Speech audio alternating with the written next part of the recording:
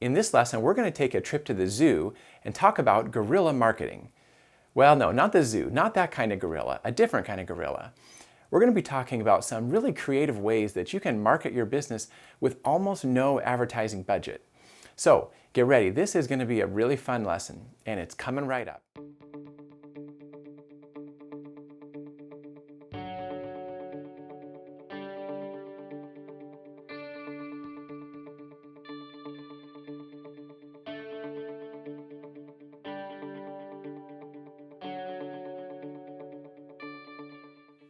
So are you ready for a really practical lesson? Well, our topic is guerrilla marketing. And I know that probably sounds a little funny.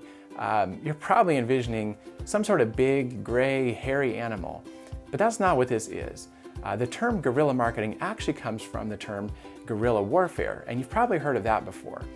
It's a warfare strategy that it's usually done with a small group of people that are using unconventional methods in their attacks. And they're usually fighting some sort of larger, more established group that is using conventional tactics. Well, let's look at an example from history. The American Revolutionary War really illustrates this very, very well. In the late 1700s, the British Army was really a world-dominating force. Their professional soldiers were highly trained and very well equipped. And they were used to devastating their enemies. They had huge numbers of soldiers and pretty much always won in battle. And they expected to fight a very formal type of warfare.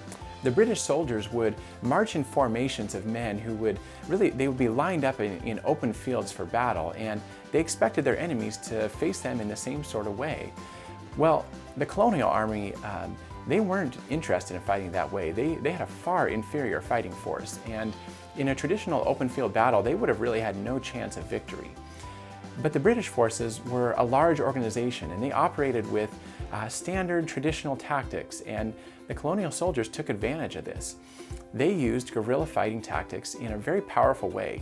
So rather than lining up in the fields to face the British soldiers, they hid themselves in the trees or the bushes or even in swamps.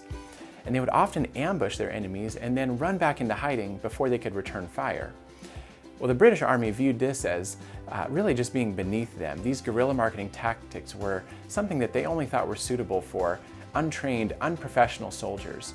Well, that prideful attitude really kept them vulnerable to the colonial forces. So how would this concept apply to marketing? Well, given what we've just learned about guerrilla warfare, how do you think guerrilla marketing actually works? Well, imagine that your large, established competitors are kind of like the British Army. Sure, they have a ton of resources. They've got professional experience and maybe a powerhouse team behind them. And as a small startup, you don't have any of that. So how would guerrilla marketing, how would that kind of a perspective help you to see some advantages that you might have over them? Well, one of the biggest advantages that you're going to have is your flexibility. Remember, in the war example, the colonial soldiers had an advantage over the British forces because they weren't tied to a formal type of fighting. The British soldiers had procedures and processes and regulations that they really had to abide by. They had a very complex management structure that really didn't allow for flexibility or any kind of creativity. They'd always done things a certain way, and it had worked really well, so they weren't going to change that. Well, in a similar way, your large, established brand competitors would have some of those same weaknesses. They're probably going to have a certain way that they do things, and it's probably worked really well for them over the years, and that's why they do it. But they aren't looking for new ways to change or to innovate. So you might have some real opportunities to try something creative or clever that those large organizations just aren't ever going to try. Another thing that you could consider is that the British Army really looked down on this style of fighting. They felt it wasn't up to their level of professionalism to hide and to run back and forth through the bushes or the swamps. They liked the prestige of marching across an open field in rows of soldiers with bright red uniforms on. But the colonial soldiers, they didn't really care about appearances. They just wanted to do what worked. They wanted to win. And so the hit and run guerrilla tactics worked very well for them. Well, similarly, your big competitors might view guerrilla marketing techniques as kind of below them. For example, let's say that you're starting out a new business in your town and you're trying to spread the word. Well, you might get creative and print up some flyers, and you might actually go around door to door and hand those out to people. Or you might place them on cars all around town. Well, a large established brand competitor probably isn't going to see that as a practical kind of marketing that they could do. They might see the logistics of it as being very difficult, or they might feel that it could actually damage their brand reputation and make them look less professional. But you don't really have much to lose, and you need to get the word out about your business. And while you might not have a lot of money for marketing, what you do have is a lot of time and energy. So the door-to-door delivery approach might be a great option for you. And this might actually turn out to work really well. It might be one of the keys at the beginning of your company to seeing some massive growth. Well, one thing to keep in mind with guerrilla marketing is that the things you choose to do, they don't have to scale well. And this is a huge advantage for you.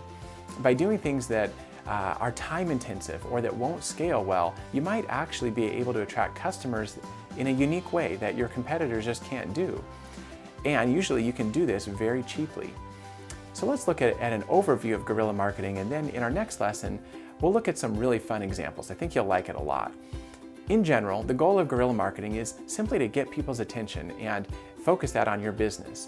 And you can usually do that through being creative and unique. Your goal is just to get people talking about you and capture their attention. So compare that to a traditional type of marketing. For example, you might hear a commercial on the radio for maybe a local car dealership that's having a sale.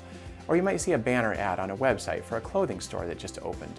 Well, these kind of things aren't going to stop anyone in their tracks and make them say, wow. It isn't something that they're gonna want to tell somebody else about. It isn't something that they're going to want to go post on their social media accounts. It's just the normal run-of-the-mill kind of ad that they see every day. And not only that, but it's expensive for you to market that way. Running a radio commercial is going to cost you a lot of money, and likely it's not going to produce a huge amount of results for you. Now, for a large brand that just has a goal of trying to keep their product on the front of people's minds, maybe that's a worthwhile investment. They probably have a huge marketing budget and a lot of money to pull from. But for you, with a small or maybe even a non-existent marketing budget, you want to make sure that every dollar you spend brings in new sales. So what kind of things can you do to just get people talking about you and noticing your business? Well, word of mouth is one of the most powerful tools that's out there. We've already talked a lot about product market fit. And as you remember, I'm sure, when you have a product that truly has achieved product market fit, word of mouth is just going to happen on its own pretty easily. But you can also be creative, and you can use guerrilla marketing to help that process along a little bit too.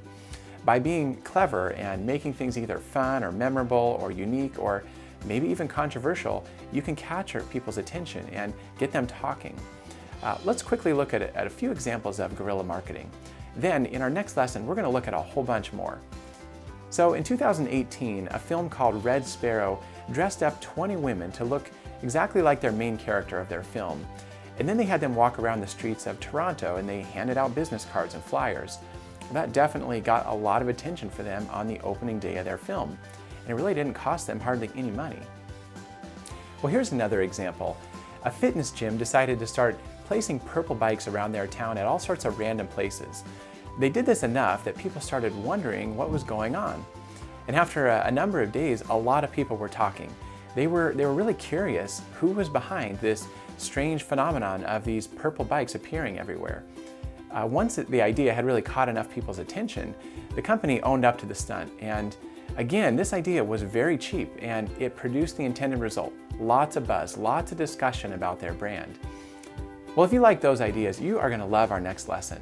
We're going to dive deep into looking at a bunch of other examples of creative guerrilla marketing campaigns.